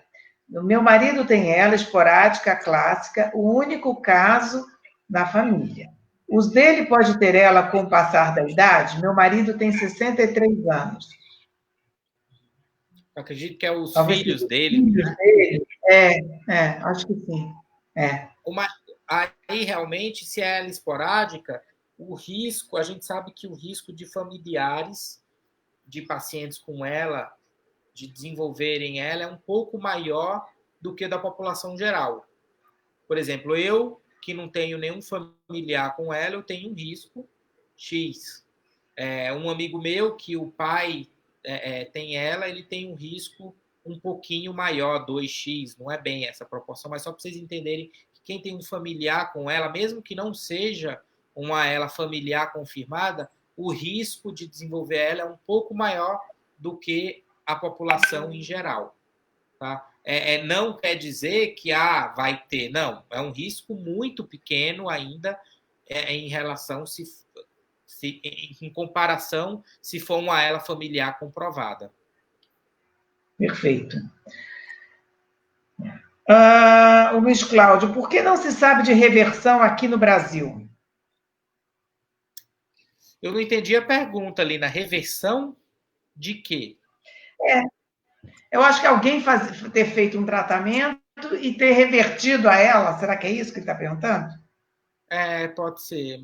Realmente eu não sei de nenhum caso desse tipo ainda, porque isso com certeza daria uma publicação científica, assim, que todo mundo ia saber, né? É uma coisa que a gente quer no futuro, né? Ver os sintomas reverterem totalmente. Hoje eu estou no momento que só em parar de progredir os sintomas eu já acho que já é bandeira de vitória, né? Mas reversão, então, vai ser uma coisa que é um futuro realmente. Mas hoje eu acho que a gente tem que pensar já em parar totalmente a progressão da doença. O Paulo Costa está falando que se trata de ela é exorbitante, os preços, custos, né? Aí se aproveitaram de vírus para elevarem tudo, principalmente os respiradores, né, que subiram assim mais que o dobro do preço, né? Realmente, tudo é muito caro nessa doença. Na área da saúde, o custo já é muito alto, né? E o custo com medicamentos realmente exorbitante. E aí vocês têm um papel muito forte, assim, junto da sociedade, junto dos governos, né? A procura, outras associações. Eu acho que quanto mais estiverem unidos, mais tiverem a voz dos pacientes falando, né? Para diminuir esses custos, né? Ou para o governo assumir, por exemplo, a produção de alguns medicamentos, a produção de respiradores, né? Para cair esse custo, né? Para todo mundo ter acesso, né? Como é difícil o acesso hoje, né? Ter acesso a um ventilador. Se a procura não ajudasse tanto paciente aí, como é que eles iam conseguir com a rapidez que precisam um BIPAP, né? Imagina quando chegar um remédio, né? É verdade. Aproveitando, não sei se você sabe me responder, mas esse novo respirador que a USP, que alunos, né, da USP desenvolveram, né, eu já vi que ainda nem começaram a produzir, mas ele seria útil para pacientes nossos, você sabe dizer? Acredito que sim, eu não vi as especificações dele, mas foi, se eu não me engano, foi um aparelho que foi desenvolvido para ventilar pacientes de UTI, pacientes de Covid, né? Então, eles têm que gerar, eles geram pressão igual, geram níveis de pressão igual. Eu só não sei se eles são portáteis, se eles têm bateria interna, que o ideal para o nosso paciente com ela é ser portátil, ter bateria interna. Isso eu não sei se eles têm. Com certeza, os parâmetros técnicos, outros de funcionamento, eles devem ser adequados. Agora, o principal para o nosso paciente com ela, com doença neuromuscular, é ter uma bateria interna, ser portátil para que o paciente, numa queda de energia, possa usar em casa, possa sair com ele, né? Com certeza, com certeza. O Adilson está falando que nós temos que aprovar a seleção embrionária para pacientes de ELA 8 pelo SUS. Tem muita coisa para ser feita, né? Sim. A Janaína está perguntando se pode alguém ter ELA familiar e ser o primeiro a desenvolver a doença. Acho que você já respondeu isso, né? Aquela pergunta que eu respondi. Eu selecionei algumas aqui e já respondi. Isso. Aqui a vitamina B12, que o Alexandre Landim perguntou, você comentou. A Lene está falando, meu marido tem ela clássica, esporádica, clássica, há 3 anos, o único caso na família. Ela está perguntando realmente se os filhos dele pode ter. Então, é isso. Né? A Rita Lima está dizendo que foi muito esclarecedora, a Silvia Souza dando boa noite, a Janaína falando novamente aqui. Infelizmente, já tem o diagnóstico fechado pelo Dr. Francisco Rota, em julho de 2019. Obrigada, doutor Rodrigo. É ótimo esclarecermos essas dúvidas, pois vira e mexe, tem sempre alguém que me oferece esse tratamento de imunoglobulina. Gratidão. Ela está agora respondendo a sua resposta, né, sobre a imunoglobulina. Lina, aqui a última pergunta que a gente tinha respondido, né? Então, eu não consigo ver quem falou aqui, mas falei, então, essas notícias de pacientes que tinham ela e reverteram não são confiáveis? Sim, não são confiáveis, né? O que é confiável para a gente que é médico, que faz pesquisa, é tudo que é publicado em artigo científico, e você ainda tem que ver, e tem que criticar, e tem que olhar com a visão crítica para saber se realmente é confiável. Então, nunca teve nenhuma publicação de grande impacto assim que mostrasse realmente reversão de paciente que tinha ela e reverteu completamente os sintomas. Muito provavelmente era uma outra doença que os sintomas reverteram, né? Tá certo. Aqui é da Janaína. A Vanderléia falando que o pai dela viveu 20 anos com ela sem saber direito o que ele tinha. O Luiz Cláudio perguntando, mas se eu sou o primeiro de uma geração, o medicamento Tofersen pode servir para mim? Pode, se a sua mutação for comprovadamente ligada ao SOD1, a SOD1, né? Se for ela relacionada à mutação na SOD1 e tiver o exame de DNA comprovando, quando o Tofersen estiver disponível, muito provavelmente vai servir sim para o paciente, para você. O Arlindo Vaz está falando aqui, somos 6 irmãos, sendo que 3 têm ela 8. Os filhos dos que não têm ela podem ter a doença? É muito pouco provável, né? Como eu falei aqui, a ELA tipo 8 é uma doença de herança autossômica dominante, então todas as gerações vão estar acometidas. Quando eu tenho o gene, é muito grande a chance de eu manifestar. A penetrância na ELA tipo 8, eu não vou lembrar aqui de cabeça se a penetrância é completa. O que é penetrância? Tipo, se eu tenho aquele gene, aquela mutação naquele gene, qual a chance de eu manifestar a doença? A maioria das vezes, na ELA, a penetrância vai ser completa. Se eu tiver aquele gene, a maioria das vezes eu vou manifestar. Então, por exemplo, de 8 irmãos, 4 têm a ELA e 4 não têm a ELA tipo 8, provavelmente esses 4 que não têm, ou é porque a doença ainda não apareceu, ou é porque realmente eles não têm o gene.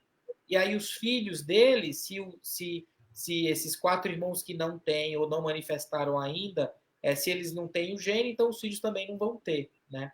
Então, tem uma idade em geral para aparecer a doença, né? Ela aparece em geral antes dos 40 anos, né? Não costuma aparecer por volta dos 60, que nem nas formas clássicas, né? Então, se o paciente já é de mais idade, ainda não manifestou a doença, muito provavelmente é porque ele não tem, né? No caso da ELA tipo 8. E aí os filhos, se o paciente não tem, os filhos não vão herdar. Perfeito. Perfeito. A Shirley Bellini está perguntando qual a dosagem da B12. Olha, Lina, eu vou abrir uma receita aqui que eu não vou ter de cabeça. É a metilcobalamina, né? Mas tem que ter prescrição médica, tá? Não pode... Não consegue fazer esse remédio sem prescrição. 50 miligramas... 50 miligramas, né? 50 miligramas 2 vezes por semana, tá? Em ampolas, né? São em ampolas, né? Isso. E intramuscular, né? Isso. Tá. A Adriana Alves perguntando, há um horário melhor de tomar o Riluzol? O Riluzol é de 12 em 12 horas, né? Então não tem um horário melhor. Em geral é 8 e 8, 8 da manhã, 8 da noite, 9 da manhã, 9 da noite. É o horário melhor para o paciente, para não quebrar muito a rotina dele, né? Não vai tomar 1 da tarde, 1 da manhã. Isso não é horário, né? Não vai tomar 2 da tarde, 2 da manhã. Toma o horário melhor para manter a rotina, de 12 em 12 horas. E em jejum, preferencialmente? Eu não tenho dado essa orientação para os pacientes de tomarem de estômago vazio, não. Em geral, tomar com água, né? Sempre quando eu oriento os pacientes a tomar remédio, como um ou outro pode interagir com o alimento, eu peço para dar uns 30, 40 minutos de intervalo com a refeição. E geralmente quem tem ela toma mais de um remédio, né? Então, de preferência, toma o café da manhã e espera 30, 40 minutos para tomar os seus remédios do início da manhã, né? Ou Perfeito. vai dar a dieta pela gastro, também espera um intervalozinho aí. Tá. A Rita Lima está falando que o marido dela teve ela e faleceu. E meus cunhados perguntando se eles correm risco. Acho que é aquilo que eu falei, aquela história do risco que é um pouco maior de quem tem parente com ela, né? Mas não é uma coisa para ficar preocupado, não vai ficar encucado com isso, né? Porque a gente não conhece exatamente bem, não tem uma coisa que a gente possa fazer para diminuir esse risco, né? Não fique encucado com isso. Doutor Rodrigo, uma coisa me lembrei agora. Existe algum estudo de ela em gêmeos univitelinos e também não bivitelinos? No caso, ela esporádica seria, né? Nossa, Lina, que pergunta difícil essa você fez, hein? Peraí, enquanto Desculpa. você enrola aí que eu vou dar uma pesquisada aqui, porque agora você me pegou. Vou dar uma pesquisada não, aqui. Mas eu vou falar. Eu estou perguntando isso porque meu marido tem um amigo que eles são gêmeos univitelinos. E o irmão desenvolveu ela, faleceu até esse ano, início desse ano, foi início desse ano, no final do ano passado. E o irmão, que é amigo do meu marido, não teve. E ele já tem mais de 60 anos, né? Então, é por isso que me ocorreu isso. Tem, também. Você vê, tem um estudo aqui do ano passado, pra você ter noção.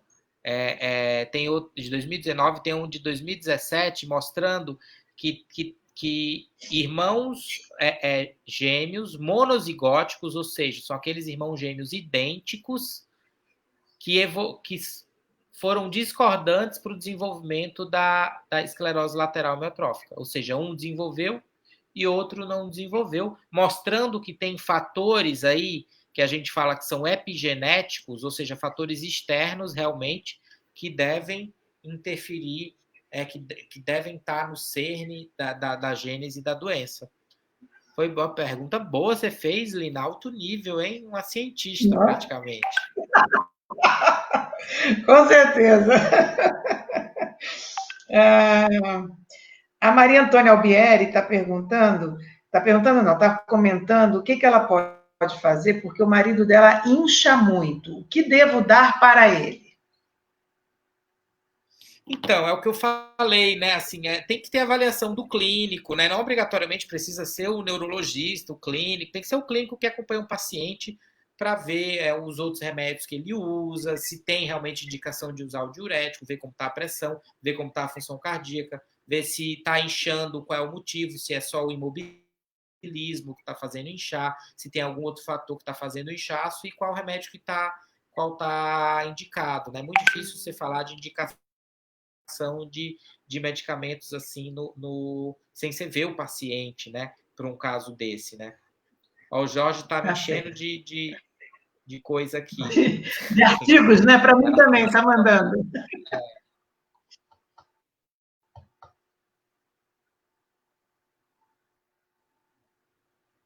Tá vendo aí? Exatamente. É mais ou menos aquilo que eu falei lá. Tem já relatos de casos de irmãos gêmeos que foram discordantes, um desenvolveu a doença e outro não desenvolveu, né? É aquela história. Tem fatores genéticos, mas tem fatores externos ao longo da vida da pessoa que vão fazer com que desenvolva a doença, né? Acho que com essa a gente fechou com chave de ouro, hein, Lina? A Viviane está falando, está só perguntando sobre a cobalamina, se você prescreve comprimida ou injetável. Injetável, né? Tem injetável, mas tem gente que também prescreve cápsula, né? Tem como fazer cápsula também. Mas você normalmente prescreve o quê? Injetável. Tá. A Silvia Souza está perguntando se a alimentação precária, o glutamato monossódico, é responsável unicamente como um fator que pode desencadear ela? Não que seja algo realmente... Eu acho que ela está querendo falar em relação à excitotoxicidade do glutamato. O glutamato é um neurotransmissor. E ele, em excesso, ele causa excitotoxicidade, ele causa a excitação do glutamato repetidas vezes batendo lá no neurônio, termina causando uma lesão neuronal, uma degeneração precoce do neurônio, e é essa a base do funcionamento do riluzol. O riluzol é um antagonista do glutamato. Ele inibe a ação do glutamato e, assim, em teoria, agiria aí na excitotoxicidade do glutamato. Eu acho que ela quis perguntar nesse sentido aí, mas com certeza isso não é a causa única da ELA, senão o riluzol iria paralisar por completo a evolução da doença, né? Tá certo. A Conceição Sintra está falando, tenho ela há 20 anos, comecei puxando a perna, hoje estou na cadeira de rodas, ainda tenho força no braço direito. Não emagreci e tenho a mente normal. Vejo muitos pacientes bem magros, eu continuo do mesmo jeito. Por que será? Onde é que você viu essa pergunta, Lina? É que você acho que consegue ver as últimas, né? Deve estar mais. Tem muita pergunta, viu? Não sei se a gente vai conseguir responder todas, não. Assim, tem vários fatores que podem interferir isso, né? A gente sabe que a doença é uma doença catabólica, que o paciente tem perda de peso, que o metabolismo fica acelerado, que o músculo perde proteína. Então, tem vários. Ela mesmo fala aqui logo depois, por que não emagreci? Ela mesmo pergunta, por que não emagreci? Ela completa. O acompanhamento nutricional dela e dos profissionais tenha sido adequado, né? Para isso que a gente luta, né? Para manter o peso dos pacientes, para a gente manter a nutrição, para manter a qualidade de vida dos pacientes, né? Com certeza. A Arela está falando, obrigada pelo retorno e se colocando à disposição, né? Falando que a Associação da Esclerose Lateral Amiotrófica do Rio Grande do Sul, né? Que é nossa parceira. A Cristina está falando, a Ribeiro, falando, no meu caso, com 25 anos, eu já andava jogando as pernas, Mas em 2008 começou a ficar mais evidente agora em casa. Em 2018, as coisas ficaram mais complicadas. Hoje tem dificuldade para andar. Hoje tenho 50 anos, ela completa. A Ana Paula Mendonça diz, sentir todo dia dores nas pernas durante a noite e madrugada, que paracetamol só consegue segurar por 2 horas, é normal? O que tomar para poder dormir sem sentir dor? Então, aí tem vários medicamentos que podem ser usados para dor crônica, né? Pregabalina, gabapentina, né? Existem outros medicamentos mais fortes. Tem que entender por que está sentindo as dores nas pernas, se é algo mecânica, se é posicionamento, se tem alguma inflamação na perna, é tudo dor muscular, né? Então tem que ser feita uma avaliação, assim. Qualquer remédio que eu sugerir aqui vai ser um palpite, vai ser um chute, né? Que eu acho que não é adequado. E a maioria dos remédios para dor fortes, assim, são controlados, tem que ter receituário, né, que fica retido na farmácia, então tem que ter muito cuidado quando a gente vai sugerir um medicamento aí, mas com certeza existem diversos remédios que podem ser usados sim para controlar essas dores. Precisa ter uma avaliação clínica mais detalhada aí, por que está tendo essas dores, né? Tá certo. E a Patrícia está perguntando como é que você vê o uso do cannabis, né? Qual é a sua posição a respeito do uso do cannabis? O cannabis pode ser usado como um sintomático, né? Como um remédio para ajudar a aliviar alguns sintomas, como dor, como agitação, como a falta de ar, o sintoma da sensação de falta de ar, tremor, pode aliviar. Né? Então, o cannabis é mais um medicamento sintomático, como tantos outros que a gente usa, como o antidepressivo que a gente usa, como o remédio para ressecar a saliva que a gente usa. Ela é muito mais um remédio sintomático do que um remédio para tratamento em si. Perfeito. Olha, doutor Rodrigo, não sei como é que está no seu horário, mas temos muitas perguntas. De repente, o que a gente pode fazer é fazer um levantamento de todas essas perguntas, eu encaminho para você e você responde a eles. Ou você prefere que eu continue? Posso continuar? Eu tenho uma call agora às 10, Lina. Eu sei, eu estou perguntando isso porque o Jorge já me alertou aqui, né? Então, eu acho que a gente vai fazer isso, que tem muita pergunta, né? Muita coisa, Sim. né? Não, a gente pode anotar e a gente pode fazer assim, Lina, anota e a próxima live que a gente fizer, a gente começa respondendo essas perguntas, né? Acho que eu vou vão surgir anotar. perguntas de todos os tipos aqui, né? Embora o tema da live seja tratamento, perspectivas futuras, termina surgindo dúvida de todo tipo, né? E a gente procura responder na próxima live. Você tem que fazer mais lives, eu acho. Nós, aliás, temos a intenção de fazer agora, continuar sempre fazendo pelo menos uma vez por mês, uma live específica com alguém, com algum profissional, ou duas, sempre com talvez um médico, um neurologista e aí alguém também, um profissional, porque é muito importante isso, né? Claro. Bom, então vamos encerrar por aqui, para que você dê tempo de se preparar para a sua próxima live. Agradeço muito, né, a sua presença aqui, agradeço muito a presença de todos, desculpa não poder ter respondido a todas as perguntas, mas realmente são muitas. Vamos tentar levantar essas perguntas todas para não ficarem sem respostas, tá bem?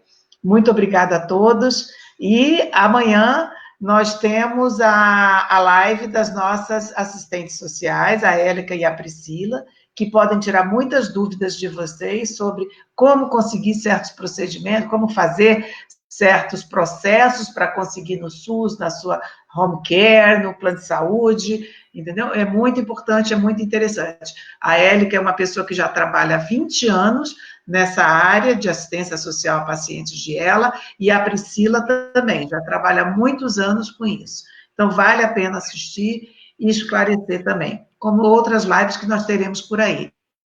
Na sexta-feira teremos a fonoaudióloga a doutora Ana Lúcia Chiappetta, também muito interessante, uma pessoa que eu aprendo demais com ela, as lives dela são super didáticas, muito interessante mesmo, né? Então, vale a pena vocês ficarem atentos a isso, tá bem? Doutor Rodrigo, muito obrigada mais uma vez pelo seu tempo. Obrigada a todos. Lina, obrigado a todos. Boa noite. Boa noite.